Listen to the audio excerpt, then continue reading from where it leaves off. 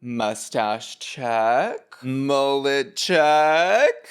Hey y'all, it's me, Bussy and Ray, and welcome back to Hot or Hot. In today's video, I'll finally be telling you where I get my super cute, sexy, stretchy shirts. Plus, we'll be catching up on some tea and drama from the greater dragosphere involving Kori King and the season 19 casting call. Then, of course, finally reviewing episode 9 of Drag Race Philippines Slaysian Royale!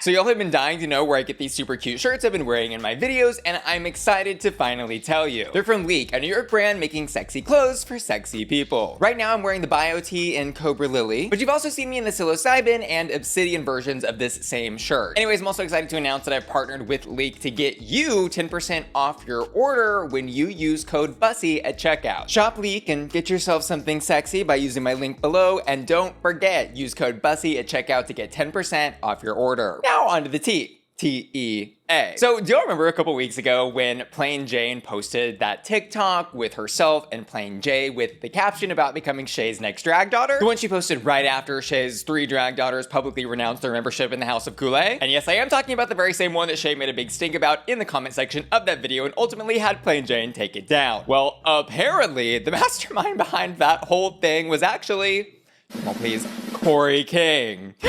Basically, Kori admitted in a recent video with Bob that Plain had asked her for some ideas for a video to film with Shea, and it was Kori King who sent Plain Jane the song, the caption, and the concepts for the video, which, again, Shea had Plain Jane take down shortly after posting, but is preserved here. And y'all already thought this whole situation was funny and completely ridiculous, but now Kori King revealing that she was the puppet master behind this whole thing just makes the lore of it so much more fun and entertaining, because I think it raises a really important question. What other TikToks posted by what other queens are actually Kori King's content? We may never know. Anyways, moving on to the next piece of tea from the greater dragosphere. So season 19 of RuPaul's Drag Race is officially casting, and they've set a deadline for submissions of November 14th. So of course I'll be making my yearly submission. Kidding, I've actually never applied, or have I? But I bring up this casting call to point out people online were talking about this casting poster's interesting messaging, which specifically asks for comedy queens, soy queens, impersonation queens, and performance queens, which are specific call-outs for casting that weren't included on at least the prior several years of casting posters. I was able to find the casting posters for seasons 15 through 18, and none of them mentioned casting any types of queens. And so some people online were speculating that this very specific language on this poster indicated that maybe season 18 wasn't exactly what the producers had hoped, and that this poster for season 19 was the producers' attempt at getting a better cast that was gonna make better television. Realistically, I don't think adding this messaging to the casting call poster would make anyone apply that wasn't already going to apply. Because like, what queen who's genuinely interested in going on Drag Race is sitting around thinking, gosh darn, I wish they were looking for some comedy queens this season, and then they see the poster and then they're like, oh my god, they want me, and then apply? Because if you look at the posters from season 15 all the way till now, you'll see that their submission deadlines have moved all the way up from January 7th of like the next year, which indicates to me they're probably shifting schedules around for filming, which could mean that there could maybe be some new franchise or spinoff in the works that they're trying to integrate into their fall and spring schedules for filming. But that's just a theory. A drag theory. Now, on to the penultimate episode of Drag Race Philippines, the Slaysian Royale! This week, our top 4 Slaysian divas were challenged to write lyrics, art and choreography, and star in Reyna's special top 4 remix music video for their new single, High Time. And Reyna, spelled R-E-Y-N-4, by the way, is the new Filipina drag queen pop girl group backed by World of Wonder, made up of Marina Summers, Captivating Cat Cat, Precious Paula Nicole, and Maxi. And the runner category for this episode was award-giving Bodi-yodi-yodies. Award-winning red carpet looks complete with the award the queens won carried down the runway. And kicking off this week's episode in the workroom, we've got some of the queens sad to see Khianna, with a K, make her exit, but mostly they are, I think, all just thrilled to be there in the top 4, even if we hear Arizona tell the other girls to their faces that this wasn't the top 4 she originally envisioned. Anyways, for this week's mini challenge, the queens must participate in a boodle fight with Mama Pow and Jervy Wrightson, which is a traditional communal feasting ceremony of sorts in the Philippines where where people get shoulder to shoulder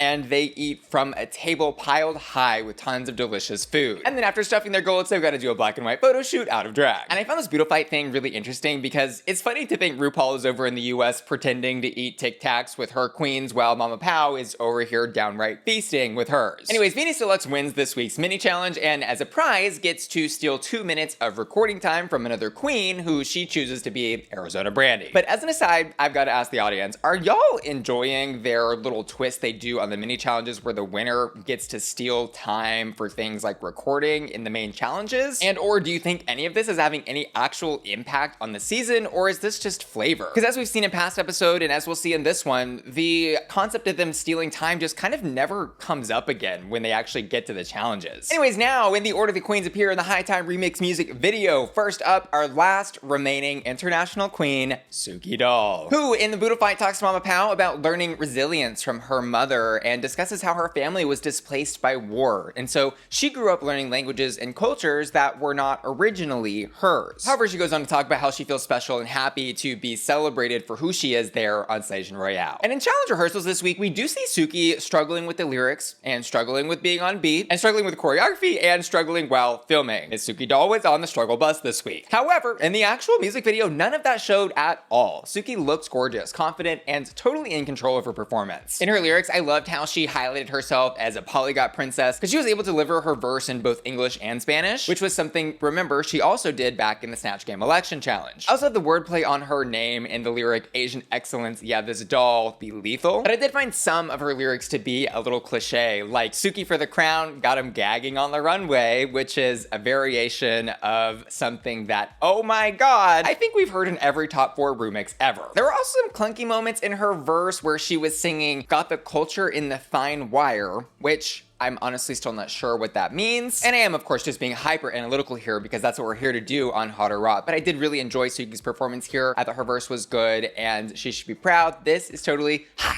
And you want to talk about being proud of what you're doing on Drag Race, girl, look at her runway. Suki looks drop dead gorgeous. This look is phenomenal and to me feels like a full, true final evolution of who Suki Doll is. This look encapsulates her design maximalism while I think appropriately giving the eye some really great break where we can see that hourglass figure and bone corset. The details on this gold gown are so refined and beautiful, and I love that gold beading you can see on the different pieces of the trim in this dress. And Suki says the award she's carrying is for the loved one, which she says is actually the meaning of her name, Suki, and also her label, the loved one. So she is here in essence for this runway accepting an award for being loved, which I find quite appropriate. This look is hot. And next up, let's take a shot of Arizona Brandy. So in the Boodle fight, we hear Arizona talk about how in her original season, she just wanted to avoid elimination. But here in Slaysian Royale, she's actually ready to win and is celebrating her imperfections this time around because she feels they represent a realness that fans can relate to. The realness. And in the challenge this week, I think the first thing we have to acknowledge is how amazing Arizona looks in this bandana look. Plus her energy and delivery in this verse was incredible. It was punchy, inspiring, and I love the messaging behind her lyrics about getting back up when you've been knocked down. She's saying, take a shot if you're put aside, always beaten down. Take a shot if you get back up, yes, I'm still around. And I love how she ended her verse too. Arizona's back, ready to attack. Baby, better pack your bags. This verse felt really in line with who we've come to know Arizona to be. And I think is a great capstone on what she's been able to achieve this season in terms of rebranding herself.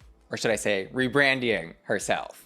Of course, though, we do have to call out, Arizona did have some cliche lyrics in her verse where she's saying, now I'm slaying on the runway, serving you fashion, which I did deduct half a flame for just because, again, how many times have we heard this lyric in the Drag Race remixes? I don't even want to count, but it's there and we've heard it before. Anyways, this performance was hot. Over on the runway, Arizona's been having a great couple of weeks and tonight's no exception. She's giving us celestial bodies, Glamazon, alien eleganza with those little antennae poked up on the side of her head. And she here on the runway is receiving the Spark of Joy Award because sometimes you just need a bit of spark inside you to be able to move forward. Which, by the way, reminds me that if you want to see a little spark inside me, ow, then follow me on Instagram and DM me so I can send you my spicy link. I've got thousands of satisfied customers and I can't wait for you to be one of them. See you there. Back to Arizona. This is one of the most refined, elegant, and glamorous looks we've seen from her from this season. I love the soft color palette with the glamour of the shininess in the gown. This look is totally hot.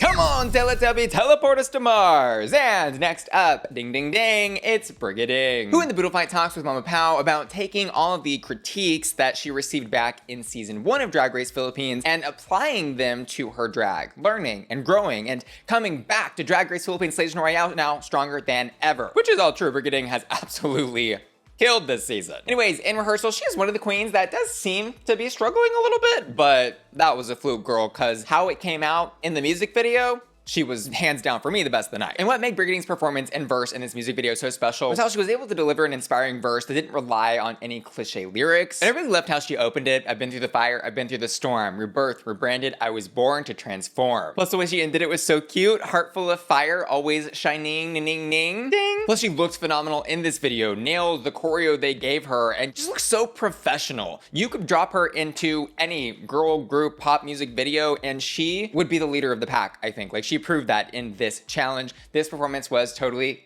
and over the runway, she says she's serving as powder blue elegance and is channeling the spirit of the silver screen goddesses, which in this old Hollywood almost kind of look mixed with Cinderella while still being very drag with the giant bustles on the back does make sense. I love how on brand this look from Brigiding immediately felt. She's giving Barbie, she's giving princess, she's giving baddie. And dare I say, Brigiding has in this look reached a pinnacle of polished perfection. The only question mark I had about this look was what award she was supposed to be receiving. Either she didn't explain that in the confessional while the runway was airing, or it just didn't make it into the final edit, but we can see physically that she's carrying this sort of crystal looking award. And so maybe I suppose we can assume this award is for being a goddess. Go off, queen. This look is hot. And finally, last but not least, it's Vinas DeLuxe, who in the Boodle Fight with Mama Pow talks about feeling more mature than in her original run and how she is ready to have a crown on her head. Where we also hear her clarify throughout the episode that she's totally fine if she doesn't win, as long as if it's not her, the winner is Brigiding, her bestie. Anyways, in challenge rehearsals, Vinas was probably the queen who struggled the most. She talked about how she was blacking out, couldn't remember the choreo, and was even forgetting her own lyrics. But like the judges say, and like I've commented on the other queens, none of their anxiety about delivering this performance really showed on screen, because the video features of the queens themselves were mostly solo shots. And so any choreo that they were supposed to be learning could have been easily hidden by just making up new dance moves in their heads. It never would have been obvious or shown because there were never any shots of the 4 queens together dancing. Anyways, Vinas smartly uses her talents in singing to sing most of her verse. And when I say sing, I don't mean like la la la, I mean she truly belted out some of these lyrics. And that was super impressive to hear because her voice has a really great quality. But the issue with Venus's verse was the lyrics were just a jumble of Drag Race cliches, vaguely inspirational things, and then just some clunkiness that didn't fit. She starts off her verse with "Mrs. It, I'm the one, Venus owns the crown. Mama Ru snatched that crown, serving looks on the runway." And while the first part of her verse was that very generic snatch the crown type of lyrics, the second part does get more specific where she sings about flipping an insecurity into a positive. Lips were my insecurity and now it is my trophy. Showing versatility, being me, my priority. As far as how I felt about this verse and her performance in the video, I thought she did just okay. Because to me, it just felt like she wanted to say a bunch of different things in this verse rather than having a clear message. This verse was not bad though, and I did like it for what it was, so I'm gonna give it a very safe.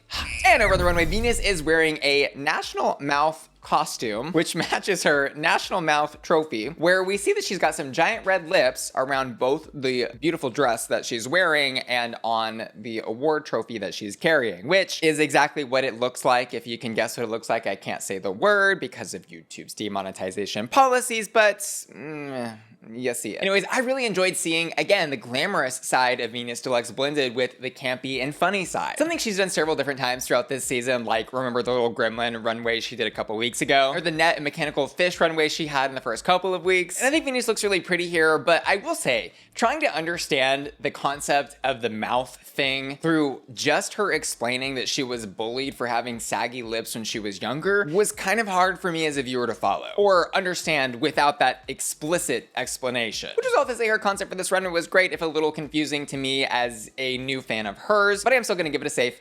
Which brings us to placements. The win this week goes to, ding ding ding, Brigiding, which makes this her 3rd win and badge for the season. Next called out as safe is Arizona Brandy, which leaves our bottom 2 to be Suki Doll and Vinas DeLuxe. And y'all, I 100% agree with the judging decisions this week. I think the placements were exactly as they should have been, and the judges really ate that up. Suki and Vinas lip sync to Power by I'm more set am on. And I'm gonna be honest, when I was watching this lip sync in my reaction video uploaded exclusively to my Patreon that you too can watch by clicking the link below, I was sitting there thinking that these two were both individually absolutely killing this lip sync. This is a slow park and bark ballad kind of song, and both queens nailed that energy so well in their own unique ways. I will say Venus maybe had a hair of an edge on Suki for this lip sync because she was able to get down on her knees and have some powerful emotional moments where Suki was kind of locked in a standing position due to the nature of her cumbersome gown. However, Suki definitely made the most of what she could, and I think both queens, in terms of facial choreography, mouth movements, everything absolutely killed it. And there were definitely moments where I was thinking, yes, Suki is winning, and the moments where I was thinking, yes, Venus is winning. But the gag of the season, the twist is, because y'all wanted a twist, both Venus DeLuxe and Suki Doll get the Shantae You Stay. It is a double Shantae, and nobody goes home. Because it really just wouldn't feel right to have this top 4 episode and put out a music video with the top 4 only to go down to a top 3 in the next week. On the other hand though, I've got to say, with no elimination, it made this week's episode feel stakeless. And honestly, it was such a good episode that it really could have been the finale episode. Like, I was ready for them to just crown Brigiding there at the end. And I kind of left it thinking, well, what else could they possibly do to challenge the queens and like prove who should win? Because Brigiding's got 3 wins in the competition. She nailed the music video challenge, which is an encapsulation of everything they're asked to do throughout the season. And I just honestly don't think these queens have anything left to show or prove, which is a good thing, right? They've shown so much, and Brigiding, I think, has proven that she deserves this crown. But I suppose my feelings on this could all change, because next week they are doing a talent show / variety extravaganza, where I'm assuming we'll also see everybody come back for one last finale runway. But don't forget to let me know down in the comments of this video, who are you rooting for in this top 4? Are you hashtag Team Brigiding, hashtag Team Suki Doll, hashtag Team Arizona Brandy, or hashtag Team Venus DeLuxe? I also want to remind you that you can get a super cute, sexy, stretchy tee like I'm wearing by shopping Leak NYC using my link below, and you can get 10% off your order when you use code Bussy. And as for hottest hot this episode in the challenge, I'm gonna give it to Brigiding, and the runway, Suki Doll. And I also asked my patrons to vote on their hottest hots, and this week they've chosen Suki Doll on the runway and Brigiding in the challenge. I also want to give an extra special shout out to Petra Tilsner, Scavy, and Faith Calhoun, who were all supporting me at my haunt tier at patreon.com/BussyQueen. And of course, Fatty, Maddie, McFattyton, Felicia, Laura, Ashton, Matthew Burns, Will and Tanner, and JBR, who are all supporting me at my Bussy Queen Collector tier at patreon.com/BussyQueen. Thanks for watching today's video. Love you. Bye.